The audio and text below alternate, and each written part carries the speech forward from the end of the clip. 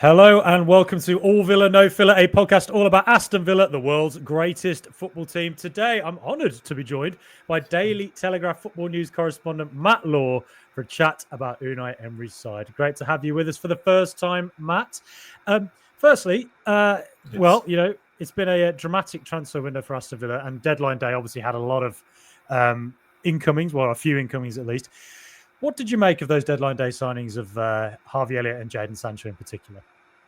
Yeah, I mean, it was always going to be a sort of frantic last 24 to 48 hours, wasn't it? The nature of Villa's window and being held up by all the financial rules and whatnot. It always felt from early days that all their business was going to get done in the last 48 hours, and that's how it proved. It was pretty frantic. I think they've done okay. I really like the Harvey Elliott signing. I think that's a good signing. I like the fact it's an obligation, so he's kind of Villa's player straight away, and there's an actual investment into the future with him rather than a lot of Villa's business at the moment is about the here and now and just almost trying to plug gaps. So it's nice to get one that's got a bit of sort of future proofing to it.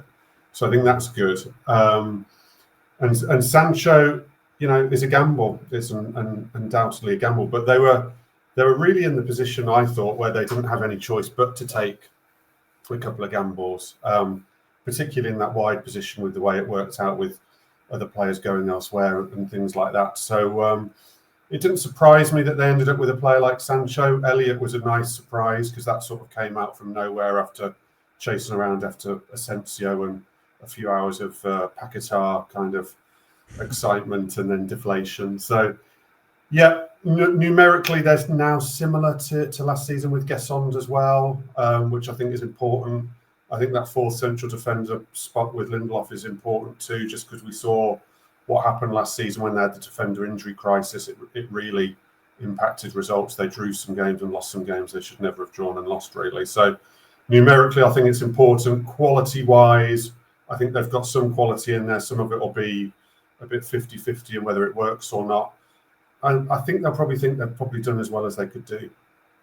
Yeah, I totally agree with that. And on Sancho as well, obviously Borussia Dortmund, he was absolutely sensational. Came into the Premier League, Manchester United. There's various circumstances as to why that didn't work. Chelsea is his most recent club last year on loan. What did you make of his time at Chelsea? Yeah, I mean, kind of decent, I would say, sums it up. He didn't pull up any trees, but he also certainly wasn't a failure or a flop. I think 41 appearances across all comps. I think 5 goals and 10 assists across all comps. So 15 goal contributions. Like I say, that's not setting the world on fire, but it's not bad either. It's not terrible. I mean, it's better than Villa's 2 main wide players of last season. Ramsey and Bailey both did. Possibly even combined, to be honest with you. So I think if you spoke to most Chelsea fans, I'd say he was okay. He was decent. He had good spells, quiet spells. But I think there's enough there to be encouraged about. He's not quite what I expected. I mean, I only ever really saw clips of him at Borussia and sort of Champions League games here and there. And I was expecting this sort of explosive winger. And I think lots of Chelsea fans are expecting an explosive winger. And he's not that at all. I mean, he's not slow, but he's not a sort of touchline hugger, knock it down the channel and let him run. And I think Chelsea fans took a little bit of a while to grasp that as well. And possibly that fed into a little bit of underwhelmment around him initially, maybe even though he started very well. But then I think people learned he was a slightly different player from maybe what they were expecting. Yeah, I think the thing that excites me potentially about him is, a new lease of life at Aston Villa. I feel like Unai Emery is very good at rehabbing players, or has shown to be in the past. But also how, just in that left-hand role, that sort of Ramsey role, if that is where he goes, I imagine he'll be on the right as well at times. But if he's on the left, it's just that turning into space, kind of like Ramsey does on the half turn, and driving from deep. I can see that being quite an exciting thing to watch for Sancho. Yeah, I mean, he played pretty much all of his football on the left at Chelsea last season. And it's interesting, actually, because Chelsea and Maresca, Cucurella basically inverts into the midfield and certainly did all of last season. So he didn't really have a fullback overlapping with him. So I'm not convinced he was used in the way that necessarily he would have chosen to be used. And Maresca is very rigid. Maresca doesn't change his tactics or his setup for anybody. The players have to fit in with his system and his tactics rather than the other way around. So he played on that left without really a fullback sort of to get any combinations with particularly, because Cucurella, if you watch Chelsea, basically often plays in midfield. And if anything, it's on the right side with James Augusto where the fullback will actually get forward a little bit more. So he didn't really have that. So he was sort of operating alone quite a lot and having to cut in a lot with nothing really outside him a lot of the time. So it'll be interesting if Villa, I like you assume, he'd probably start more on the left than on the right at Villa. And it'd be interesting whether they set up slightly more to suit him with either Maatsen or Digne, because you'd have thought it will help him to have a fullback who's a bit closer to him.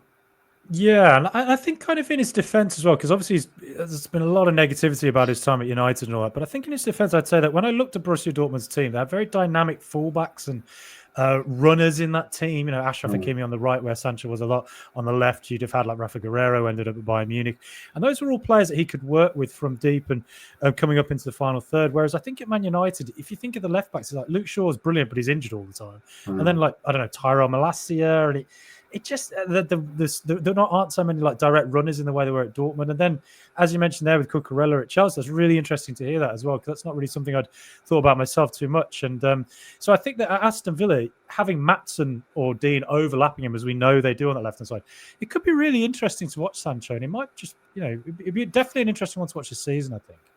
Yeah, I think watching him last season, I think that will help him. I mean, he's very skillful.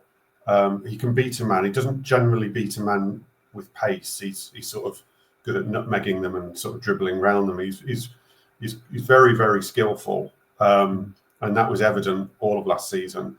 I think the frustration at Chelsea a little bit was with his reluctance to actually shoot, which was surprising because he's a good finisher. Yeah. He scored a lovely goal against Tottenham. He scored a great goal in the Conference League final.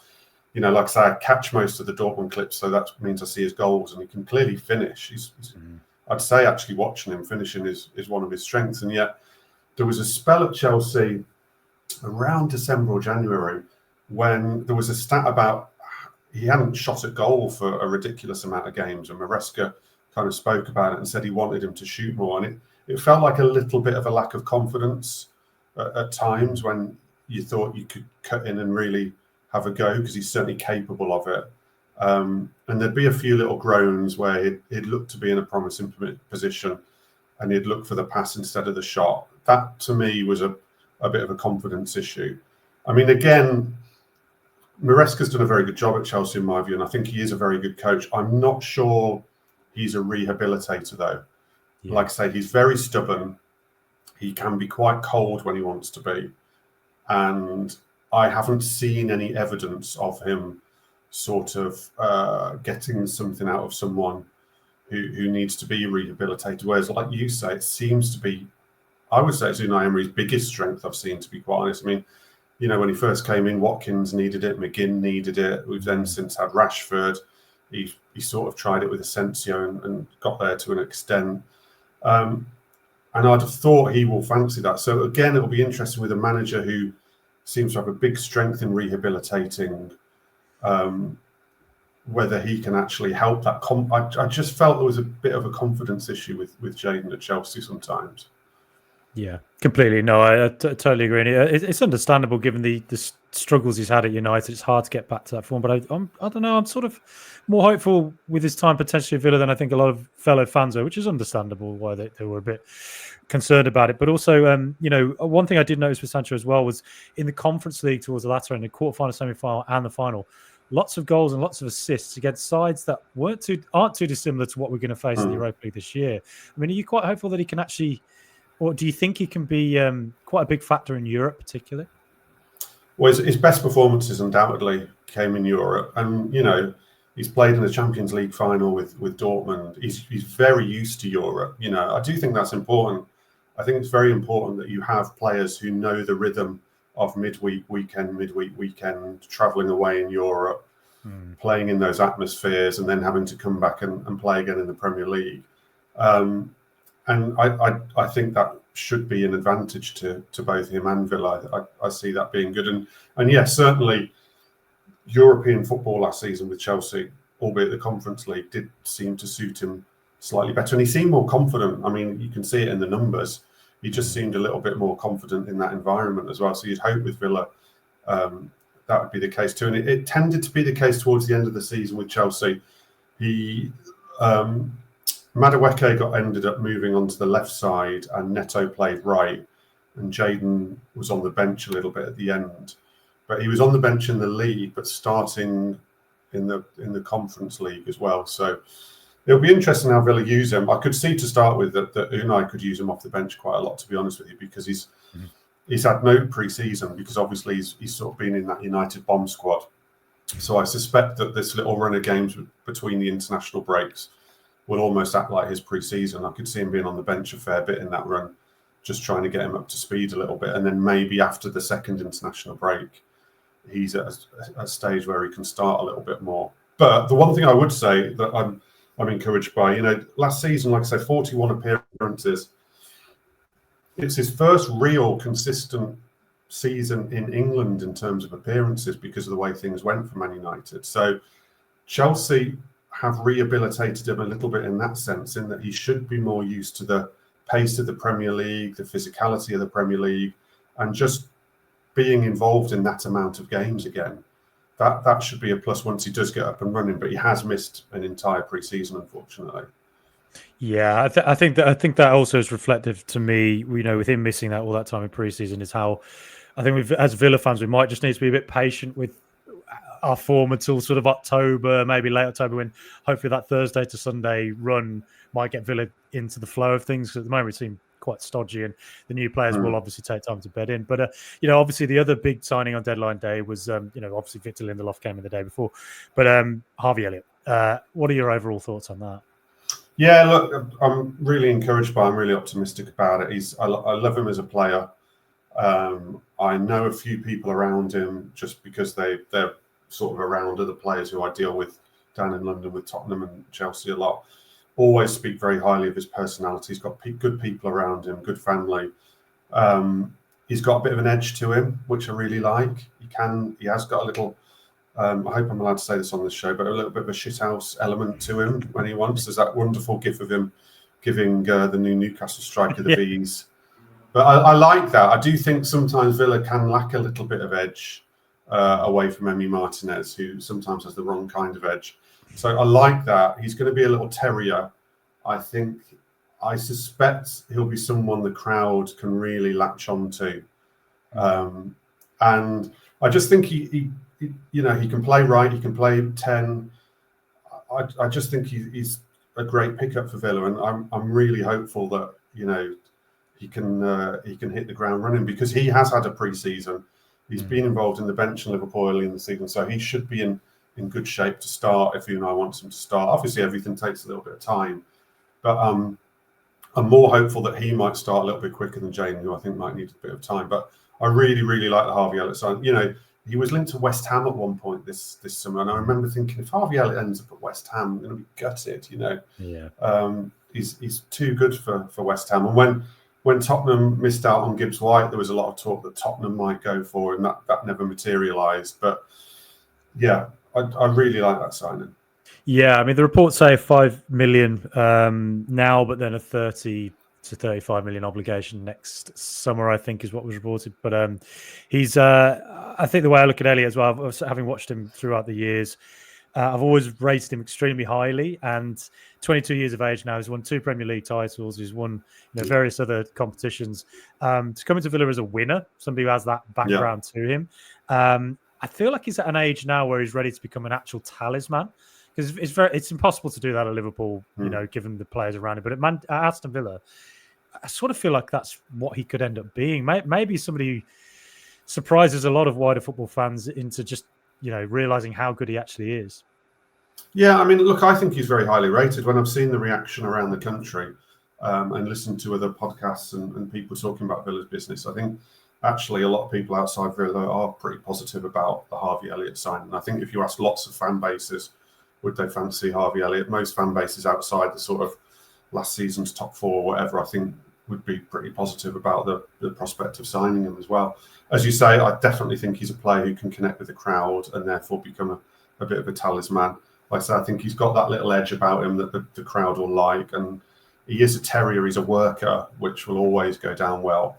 Not the quickest. So again, not someone who's going to skin people for pace. And that's my only slight worry about the Villa sort of forward four, as it were, that there's still not loads of pace in there.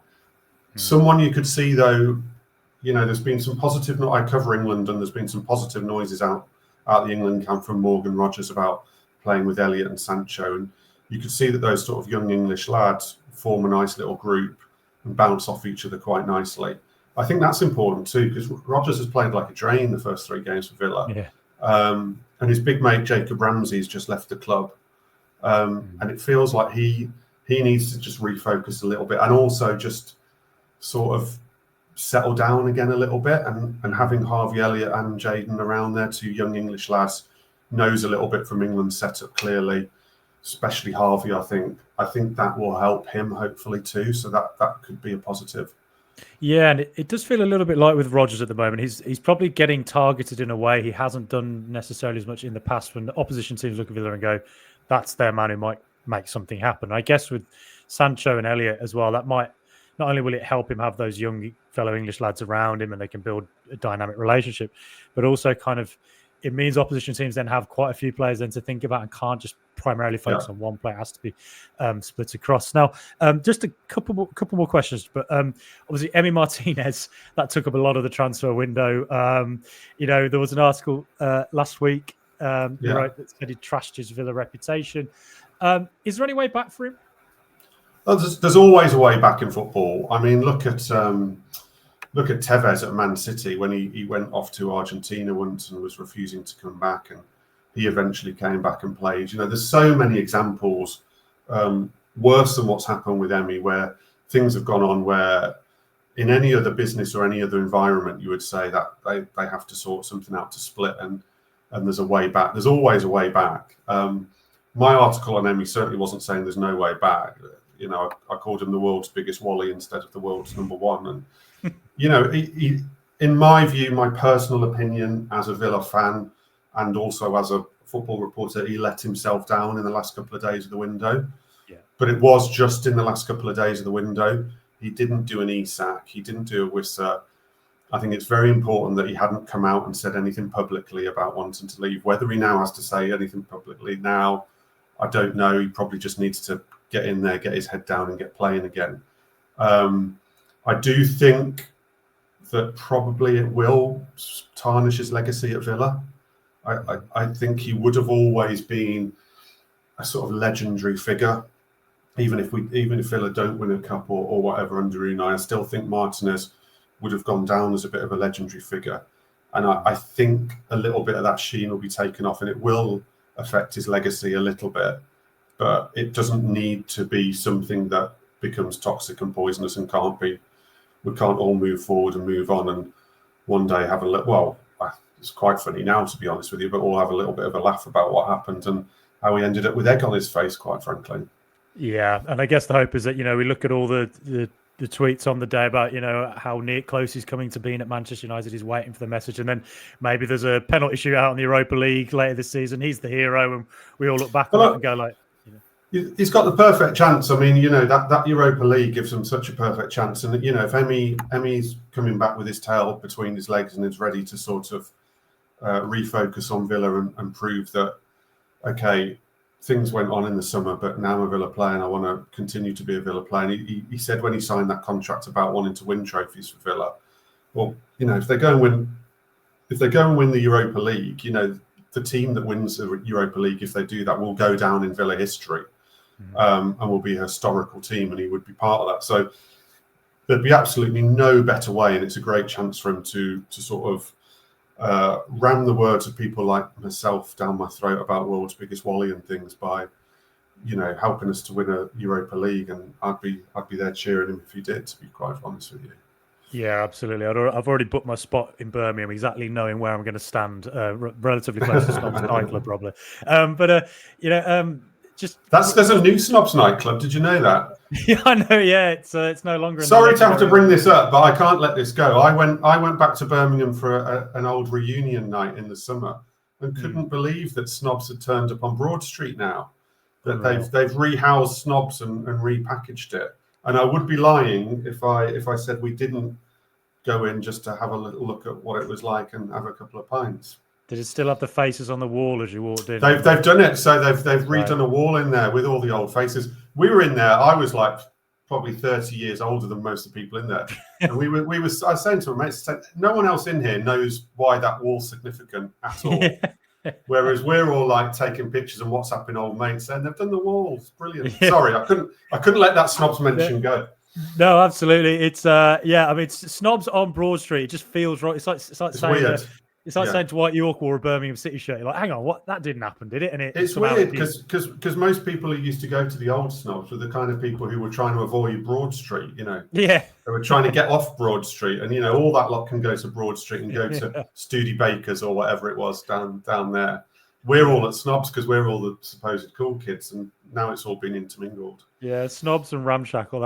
Those are fantastic, great days. The saving grace, But I've just quickly as well. I mean, what have you really made of Villa's start to the season, and how quickly can we recover from it? Oh, they can recover really quickly. If they win the next two, they can recover from it. It's been a terrible start to the season. I went to the Crystal Palace game as a supporter, and it's horrendous.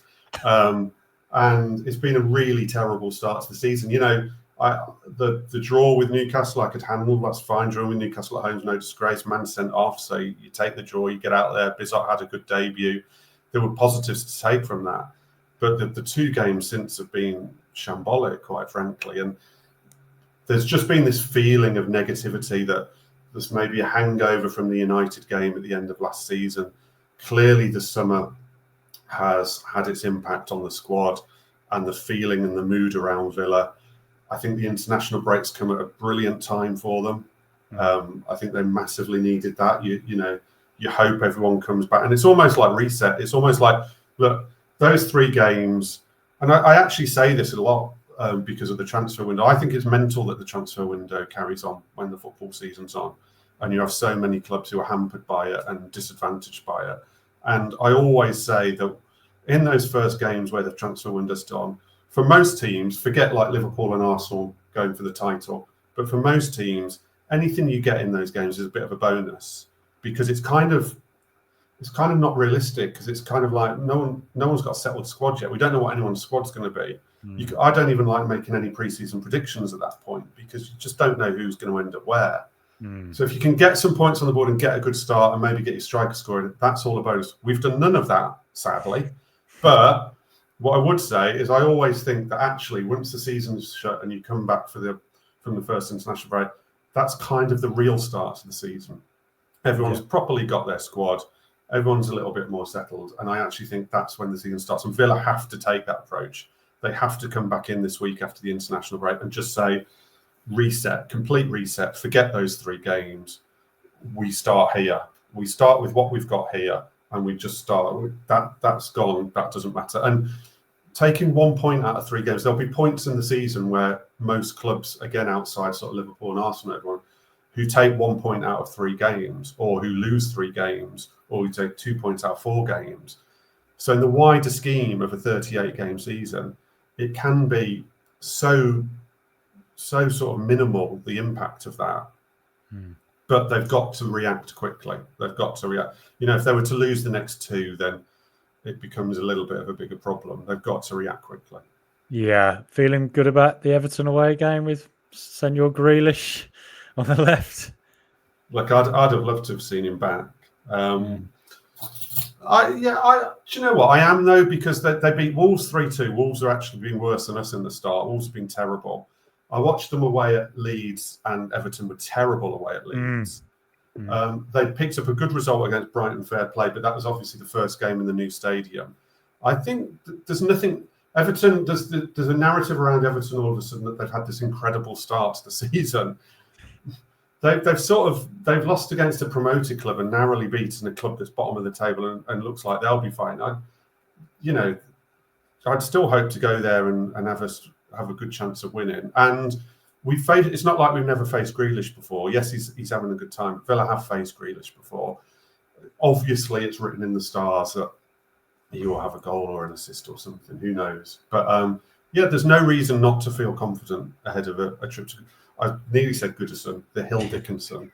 I mean, I'd rather we were going to Goodison because in recent years we've had a very good record at Goodison, haven't we? It's always been quite a happy place for us recently. So hopefully that continues in the new stadium. But yeah, no reason not to fear. And then you go to Sunderland again. Great start for them, but normally you go to Sunderland and you'd expect 3 points. So there's still a good chance of trying to bounce back quickly. Yeah, for sure. I think the two CDM's been out in Onana Kamara is a problem, but are they both out for Everton? I was hoping one would be back for Everton. Yeah, I don't know what their current status is for this weekend. Hopefully one of them. Yeah, please God, one of them's back. But it just feels like to me with Villa, the way I'm imagining in my head is it'll be October when the games ramp up and a couple of the new signings start to get into it.